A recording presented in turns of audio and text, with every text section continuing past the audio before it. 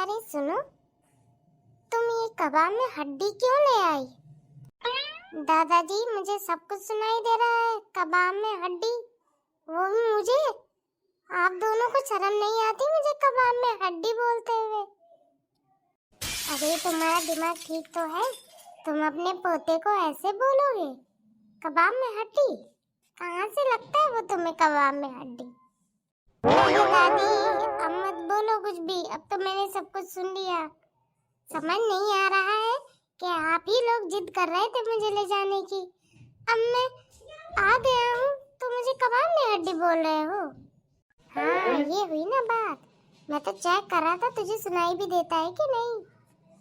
मतलब मैं समझा नहीं दादाजी। हाँ, अब क्या समझ में आएगा तुझे?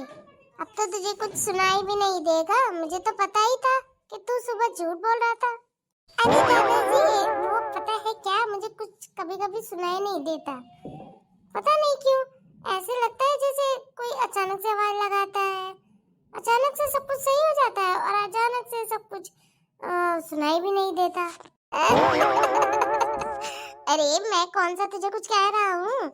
मैं तो तेरी दादी को बता रहा हूँ और समझा रहा हूँ कि मुझे फालतू में ना डांटा करे। कोई मुझे बताएगा कि हुआ क्या था? मुझे तो कुछ समझ नहीं आ रही। तुम दोनों की बातें अपने आप अकेले अकेले बातें कर रहे हो। मुझे भी तो बताओ, मुझे भी तो पता चलना चाहिए ना कि आखिर हुआ क्या है। अरे जब मैं तुम्हें आवाज लगा रहा था ना, तो मैंने छोटू को जोर जोर से आवाज लगाई। तुमने तो सुना नहीं। मैंने सोचा इसी को काम बता देता हूँ।